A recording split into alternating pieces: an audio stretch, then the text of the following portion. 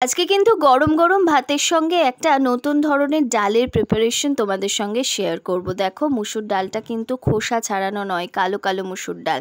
এবার তেলের মধ্যে গোটা জিরে, শুকনো লঙ্কা, পেঁয়াজ, টমেটো, আদা, রসুন আর হলুদ, সামান্য জিরে গুঁড়ো, লঙ্কা গুঁড়ো দিয়ে ভালো করে ভাজা ভাজা করে নিয়ে নুন চিনি স্বাদ মতো দিয়ে দুটো ডিম ফাটিয়ে ভালো করে ভেজে নিয়েছি। তারপর একটা আলাদা কড়াইয়ের মধ্যে, কড়াটা একটু চেঞ্জ করতে হয়েছিল, বড় কড়া নিতে হয়েছিল, সর্ষের তেল দিয়ে চিকেনের টুকরোগুলোকে ভালো করে ভেজে নিয়েছি।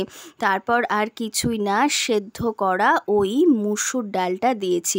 মুসুর ডালটা দেখতে কিন্তু দারুণ হয়েছিল, খেতেও দুর্দান্ত হয়েছিল। লুচি, রুটি, পরোটা অথবা ভাতের সঙ্গে একেবারে জমে যাবে। কাঁচা লঙ্কা দিয়ে এরমভাবেই ভালো করে ফুটিয়ে নিতে হবে, মাঝে মধ্যে একটু গরম জল দিতে হবে। কেমন লাগলো জানিও, চ্যানেলটা সাবস্ক্রাইব করে পাশে থেকো।